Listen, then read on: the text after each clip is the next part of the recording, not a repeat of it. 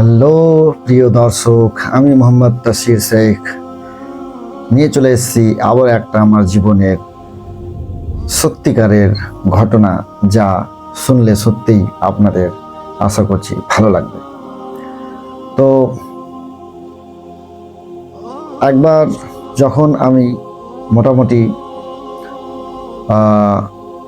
School লাইফে পড়তাম, তখন আমার মাকে নিয়ে কলকাতায় গিয়েছিলাম চিকিৎসার জন্য, যার জন্য বেশ কিছুদিন সেখানে কলকাতাতেই আমাদের থাকতে হয়েছিল। তো আমার মায়ের নাকের পলিপ হয়ে যায়, যার জন্য একটা নাক বন্ধ হয়ে যায়। তো সেটা দীর্ঘদিন নিয়ে থেকে যায় যে অপারেশন আর করব না, কারণ শিলিগুড়িতে 1 মাস থাকার পরও সেই অপারেশনটা হয়েছিল না। এবং যখনই হসপিটালের অপারেশনের জন্য ওটিতে অপারেশন থিয়েটারে নিয়ে যায়, তখন আমার মায়ের বিপি হাই হয়ে যায়, যার ফলে অপারেশন থিয়েটার থেকে আবার ব্যাক করে বেডে পাঠিয়ে দেয় ডাক্তারবাবুরা, কারণ ওনারা বলে যে এত হাই প্রেসারে অপারেশন করা যাবে না। আর অন্যদিকে আবার আমার মায়ের এমনিতেই হাই প্রেসার বিপি পেশেন্ট, তাই সেখানে অপারেশনটা কমপ্লিট হয়েছিল না, যার জন্য বাড়িতে কয়েকবার 4-5 বার অপারেশন থিয়েটারতে ঘোরার পর আমার মা বলে যে বাড়ি চলে যাব, আমি যদি আমাকে বাঁচতে হয় তাহলে এই রোগটাকে নিয়ে আমি বাঁচবো, আর অপারেশন করবো না, কারণ বারবার আর এইভাবে ওটি থেকে ঘুরে আসতে আর ভালো লাগে না। তো সেখান থেকে শিলিগুড়ি হসপিটাল থেকে, শিলিগুড়িতে যে মেডিকেল হসপিটাল আছে সেখান থেকে ব্যাক হয়ে বাড়ি চলে আসে। আর ওইভাবেই পলিপে একটা নাক বন্ধ হয়ে যায়, সম্পূর্ণভাবে মাংস জমে যায়, সেটা নিয়েই বাঁচতে থাকে। তো প্রথমত যখন নাকে সেই পলিপটা হয়েছিল আমার মায়ের, তখন কিন্তু এই আমাদের মালদা মেডিকেল কলেজ অ্যান্ড হসপিটালে অপারেশন হয়েছিল, কিন্তু ছোট অপারেশন বলা যেতে পারে। সেই অপারেশনটা হওয়ার পরও বেশ কিছুদিন বা কয়েক বছর পর ধীরে ধীরে সেই পলিপটা, মাংসটা নাকের মধ্যে বাড়তে বাড়তে একদম কমপ্লিটলি বন্ধ হয়ে যায়। একটা নাকের ছিদ্র বন্ধ হয়ে যায়, আর একটা নাকের ছিদ্র থেকেই শ্বাস প্রশ্বাস নিত এবং ছাড়ত। তো সেখানে ডাক্তারবাবু বলেও দিয়েছিল যে এরপরে যদি এই রোগটা দেখা যায় তাহলে বড় অপারেশন করতে হবে, যেটা আমাদের মালদা মেডিকেল হসপিটালে সেই মতো অপারেশন, বড় ধরনের অপারেশন করার যন্ত্রপাতি নেই বা ডাক্তার নেই, যেতে হবে কলকাতায়। তো সেই রোগটা নিয়ে আমার মা যখন শিলিগুড়ি থেকে ঘুরে আসে, তখন বেশ কয়েক বছর সেই রোগ নিয়েই বাঁচতে থাকে, কিন্তু আমরা তখন তেমনটা বুঝতাম না। কিন্তু যখন আমরা কিছুটা বড় হলাম, মাধ্যমিক দিলাম, এইচএস বোধহয় দিয়ে শুরুতে কলেজে ভর্তি হয়েছিলাম, আর বোধহয় না হলে 10 থেকে কলেজের ফার্স্ট ইয়ার, এই সময়ের মধ্যে হয়তো অপারেশনটা করিয়েছিলাম। তো একদিন আমি দেখি আমার নাক বন্ধ হয়ে যায় সর্দির কারণে। তো শ্বাস প্রশ্বাস নিতে অনেক কষ্ট হচ্ছে। তা সেই কষ্টটাকে আমি ফিল করলাম যে আমাদের জাস্ট কয়েক ঘন্টার জন্য বা কয়েক দিনের জন্য যখন নাক সর্দি লেগে বন্ধ হয়ে যাচ্ছে, আমাদের এত কষ্ট হচ্ছে শ্বাস প্রশ্বাস নিতে, তাহলে আমার মা এতদিন থেকে একটা নাকে ছিদ্র বন্ধ হয়ে গেছে আর একটা নাকেই শ্বাস প্রশ্বাস নিচ্ছে, তাহলে কিভাবে কত কষ্টে দিন পার করছে। এই কথাটা আমার কিন্তু মাথায় নক করতে থাকে। তারপরে আমি ভাবতে শুরু করি যে মায়ের অপারেশন যে করে হোক করতে হবে।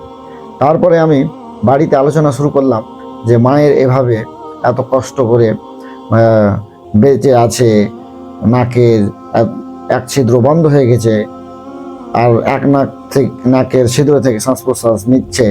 তো যখন বয়স হয়ে যাবে, বেশি বয়স হয়ে যাবে, তখন তো প্রচণ্ড অসুবিধার মধ্যে থাকবে বা সম্মুখীন হবে, তাহলে তো এখনই ব্যবস্থা নেওয়া উচিত।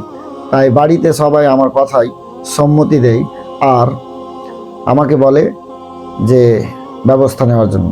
তো সর্বপ্রথমে আমি মালদা সোনো স্ক্যানে ইএনটি ডিপার্টমেন্টে এক ডক্টরের খোঁজ নিয়ে সেখানে মালদা সোনো স্ক্যানে দেখাই। ডাক্তারবাবু সিটি স্ক্যান করতে বলে, সিটি স্ক্যান করে বলে যে এই রোগের জন্য কিন্তু এখানে হবে না, কলকাতায় অপারেশন করতে হবে। আর আমি ডাক্তারকে খুলে বলি যে স্যার এরকম এরকম ব্যাপারের জন্য শিলিগুড়িতে অপারেশন করতে গিয়েও হাই বিপি হয়ে যাচ্ছে, যার ফলে অপারেশন 4-5 বার অপারেশন থিয়েটারে নিয়ে গিয়েও আবার ব্যাক করে দিয়েছে, কারণ বিপি হাই থাকছে।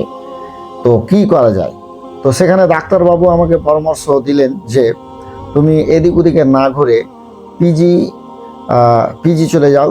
পিজিতে যে হসপিটাল রয়েছে মেডিকেল কলেজ, সেখানে মেডিকেল কলেজ তো ওখানে আরও একটা আছে, তো সেটা না, পিজি যেটা আমি বলছি, SSKM পিজি। তো সেখানে যাও, ডাক্তারবাবু পরামর্শ করে যে সেখানে কিন্তু যে হার্ট ডিপার্টমেন্ট আছে, কার্ডিওলজিস্ট ডিপার্টমেন্ট, সেখানে আমার ডাক্তারবাবু বলে যে আমার ভালো করে জানা আছে, সেখানে ওষুধ দিয়ে বা চিকিৎসা করে ওরা বিপিটাকে কমিয়ে দিয়ে অপারেশনটা হয়ে যাবে। তো অপারেশনটা আমি ডাক্তারের পরামর্শ অনুযায়ী কিন্তু পিজি চলে যাই। পিজিতে গিয়ে ইএনটি ডিপার্টমেন্টের টিকিট কাটার পর সেখানে চিকিৎসার জন্য লাইনে দাঁড়িয়ে থাকি। লাইনে ডাক্তারবাবু দেখে। তো ডাক্তারবাবু কিছুটা টেস্ট করতে বলে, যেগুলো আমি কলকাতার কোয়াড্রা একটা ডায়াগনস্টিক সেন্টার আছে প্রাইভেট, সেখানে গিয়ে করি। তো সেখানে গিয়ে ছবি, ব্লাড সব কিছু করার পর কিন্তু ডাক্তারকে দেখাই। এভাবে 3-4 বার কলকাতা যাই, গিয়ে এবার ডাক্তার রিপোর্ট দিকে ফাইনাল করে যে অপারেশন করতে হবে। অপারেশনের জন্য আসতে হবে, যেদিন বেড ফাঁকা থাকবে সেদিন কিন্তু আসতে হবে, এসে আমরা ভর্তি নেব এবং অপারেশন করব। তো আমরা কয়েকবার ঘুরতে থাকি, কিন্তু অপারেশনের জন্য বেড পাওয়া যাচ্ছিল না। যবারই যাচ্ছি বেড খালি নেই বলে ঘুরিয়ে দিচ্ছে। আর পুরো দিন তো লাইনে দাঁড়িয়ে কাটাতে হচ্ছেই। যারা পিজি গিয়েছেন তারা ভালো করে ব্যাপারটা বুঝতে পারছেন। তো এইভাবে কিন্তু অনেকবার চলতে থাকে, বারবার ঘুরে আসি। এবার কিছুদিন কিন্তু সেখানে থেকেও যায়, যে প্রত্যেক দিনে মালদা থেকে তো কলকাতা আসা সম্ভব হবে না, পসিবল নয়। তো কলকাতাতেই থেকে যাই, প্রত্যেক দিন গিয়ে দেখবো, 1 সপ্তাহ গিয়ে দেখবো যদি বেড হয়ে যায়। তবুও কিন্তু আমরা 1 সপ্তাহ থাকার পরও, 1 সপ্তাহ থেকে বোধহয় বেশি থেকেছিলাম, কলকাতাতেই ছিলাম। আর প্রত্যেক দিন যেখানে থাকতাম সেখান থেকে সকালবেলা মুখ হাত ধুয়ে লাইন ধরার জন্য পিজি হসপিটাল চলে যেতাম, কিন্তু পেতাম না। লাস্ট মোমেন্টে যখন প্রত্যেকবার ডাক্তারবাবু আমাকে ঘোরাতে লাগলো যে বেড নেই, তারপরে আমি সেখানে ঘোরাঘুরি করতে লেগে একটা কাপড়ের দোকানি, রাস্তায় ফুটপাতে কাপড়ের দোকান ছিল, তাকে জিজ্ঞাসা করলাম যে দাদা এরকম ব্যাপার, বলছে যে বেড ফাঁকা নেই, কোথায় অ্যাডমিশন নিব, অ্যাডমিশন নিয়ে কি রোগীর উপরে চাপাবো, এভাবে কিন্তু বলতে থাকে। তো সেই দাদা আমাকে একটা পরামর্শ দেয় যে তুমি এক কাজ করো, কালীতলায় যাও, সেখানে গিয়ে আমাদের যে বর্তমান মুখ্যমন্ত্রী মমতা বন্দ্যোপাধ্যায়, তেনার অফিস আছে, সেখানে গিয়ে তুমি ব্যাপারটা বলো যে এরকমের ব্যাপার, মালদা থেকে আসছি, বারবার আসা সম্ভব নয়, খেটে খাওয়া মানুষ আমরা, এত খরচ করে আসছি যাচ্ছি, পারিশানের মধ্যে পড়ছি, তো কিছু একটা করে। তো সেখানে অফিসে আমি যাই, সেখানে দুটো আছে। প্রথমে অফিসে গিয়ে নাম লেখাতে হয় কী কারণে এসছে, তারপরে 10টার সময় বা 10টা সাড়ে 10টার সময় লাইন ধরে টিকিট দিয়ে একটা টিকিট দেবে, গেট পাস। এখানে যেখানে মেন অফিসার আছে, সেখানে বড় বড় অফিসারগুলো বসে, ব্যাপারগুলো দেখে। তো আসি সেখানকার অফিসার আমার কথা শুনে আমাকে একটা কাগজ করে দিল, যে কাগজটা ডাক্তারবাবুকে গিয়ে দিয়ে দিবা, তারপরে অ্যাডমিশন আশা করছি নিয়ে নিই। সেই মোতাবেক আমি কাগজটা নিয়ে যখনই ইএনটি ডিপার্টমেন্টের হেড ডক্টরকে দেখাই, তখন মুখ্যমন্ত্রীর অফিসের সেই কাগজ দেখে ডাক্তার কিন্তু আরও আমার উপরে চড়ে বসে যে হ্যাঁ তুমি কি মনে করছো মুখ্যমন্ত্রী কাগজ নিয়ে আসলে ভর্তি হয়ে যাবে, কোথায় নিব, আমি নিজের বাড়িতে আছি, ওই অনেক রকমের তর্ক বিতর্ক শুরু করে। কিন্তু আমি সেখান থেকে কিছু ডাক্তারকে উত্তরও বলি যে স্যার এটা তাহলে কোনো ভ্যালু নেই, কাগজের, মুখ্যমন্ত্রীর অফিসের কাগজের কোনো ভ্যালু নেই।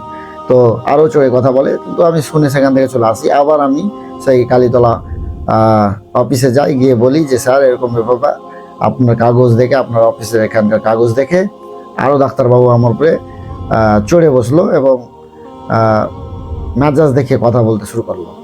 তখন সেই সিনিয়র অফিসার আমার সামনে হেড ENT ডিপার্টমেন্টে যে ডাক্তার দেখছিল ওনাকে ফোন লাগিয়ে বলল যে কি ব্যাপার স্যার, ছেলেটা অনেক দূর থেকে আসছে, মালদা থেকে অনেক কষ্টে, যাতায়াতে অসুবিধা হচ্ছে, প্রত্যেকদিন আসা সম্ভব নয়, তো দেখেন না একটু করে দেন। তো ডাক্তারবাবু সেই ফোনে ডাইরেক্ট কথা বললো যে ঠিক আছে, নেক্সট শনিবার পাঠিয়ে দিয়ে হয়ে যাবে। তো সেই অফিসার আমাকে বলো যে যাও রে, যাও, তোমার কাজ হয়ে যাবে, তবে ডাক্তারের সাথে এভাবে কথা বলতে নেই, যাও তোমার কাজ হয়ে যাবে। তো সেখান থেকে আমার ব্যাক হয়ে যায়। আর আমার পরীক্ষা ছিল একটা PSCর, মনে হয় ফুড SI এর না কি একটা PSCর পরীক্ষার ফর্ম ফিল আপ ছিল, আর আমাকে বাড়ি আসতে হতো, যার জন্য আমি বাড়ি চলে এসেছিলাম মাকে নিয়ে। এবার আমার বাবাকে নিয়ে পাঠিয়েছিলাম যে এবার যাও, এবার গিয়ে কিন্তু ঘুরে আর আসতে হবে না, ডাক্তার কিন্তু এবার অ্যাডমিশন নিয়ে নেবে। তো ডাক্তার দ্বিতীয়বার যখন আমার বাবাকে পাঠাই নিয়ে, তো অ্যাডমিশন নিয়ে নিয়েছিল। অ্যাডমিশন নেওয়ার 2 দিন বা 1 দিন পরই অপারেশন হয়ে গেছিল, এবং ডাক্তারবাবু বলেছিল যে এবার এমনভাবে মানে অপারেশনটা নাকে করা হয়েছে যে নরম হাড়টাকেও মেশিন দিয়ে চেঁচে দেওয়া হয়েছে, যে আর সেখানে মাংস বেড়ার কোনো চান্সেস নেই। তো অপারেশন সাকসেসফুলি হয়ে যায় এবং আমার মা সুস্থভাবে কিছুদিন পরই, মনে হয় বোধহয় 2 দিন পর অজ্ঞান ছিল, 2 দিন পর বা 1 দিন অজ্ঞান ছিল, তারপরে জ্ঞান ফিরে, তারপরে ঠিকঠাক কথাবার্তা বলে। আমরা শুনে খুব খুশি হই যে অপারেশন আমার মায়ের ঠিকঠাক হয়ে গেছে। তারপর আমি গিয়ে সেখান থেকে 1 সপ্তাহ বা কয়েকদিন রাখার পর নিয়ে এসেছিলাম, এবং নিয়মিত ডাক্তার আবার OPD-তে দেখছিল যে প্রত্যেক সপ্তাহে বা 15 দিন পর পর আসতে হবে, সে ডাক্তার এখানে দেখে যেতে হবে। তো সেইভাবে নিয়ে যাচ্ছিলাম, দেখে দিলাম। পরপর যখন কমপ্লিটলি আমার মা সুস্থ হয়ে গেল, তখন কিন্তু আমরা সেখানে আর যাওয়া ছেড়ে দিলাম, যে আর কোনো ব্যাপার নেই, যদি আর কোনো ছোটোখাটো প্রবলেম হয় তাহলে আমি আমাদের এখানেই ডাক্তারকে দেখিয়ে দেবো। তো এইভাবে PG-তে আমার মায়ের সেই পলিপের অপারেশন হয়ে আলহামদুলিল্লাহ আমার মা এখন সুস্থ আছে। আর আমার মাকে আমি মাঝে মাঝে বলি যে একটু নাকের মধ্যে দেখে রাখতে, লক্ষ্য করে রাখতে, যাতে মাংস না বাড়ে, কারণ ডাক্তার বলছিল যে যদি অল্প বেড়ে থাকতো আর নিয়ে আসতো তাহলে এক ধরনের ওষুধ দিতাম টাইপের, তো সেটা স্প্রে টাইপের, ন্যাসাল স্প্রে টাইপের, সেই মাংসটা বসে যেত, আর হতো না। তো যার জন্য আমি এখন পর্যন্ত আমার মাকে বলে থাকি যে লক্ষ্য করে যাতে সেই জিনিসটা রাখে। তো এখন আর কোনো অসুবিধা নেই, এখন আমার মা সুস্থ এবং নাকে খুব সুন্দরভাবে ঝরঝর করে শ্বাস প্রশ্বাস নিতে পারছে। আর আমার মা যখন প্রথম আসে তখন বলে যে বাপরে, মনে হচ্ছে অনেক হালকা হয়ে গেল শরীরটা, অনেক শান্তি পেলাম, শুনে খুবই খুশি হলো। তো এই ছিল আমার মায়ের কলকাতায় আমার এক্সপিরিয়েন্স। সেখানে কলকাতাতে আমি থেকে অনেক রকমের জিনিস এক্সপিরিয়েন্স করেছি, বিশেষ করে PG-র পুরো যে এরিয়াটা আছে, প্রত্যেকটা এরিয়া আমি ঘোরা আছে, প্রত্যেকটা জায়গাতে আমি গিয়ে ঘুরে দেখতাম কোথায় কী চিকিৎসা হচ্ছে। তো এই ছিল আমার PG এক্সপিরিয়েন্স। তো আজকের আপনাকে কেমন লাগলো ঘটনাটা আমার অবশ্যই কমেন্টে জানাবেন, আর ভালো লাগলে লাইক, ফলো, শেয়ার অবশ্যই করবেন। আজকের জন্য এটুকুই। সবাই ভালো থাকবেন, সুস্থ থাকবেন। ধন্যবাদ।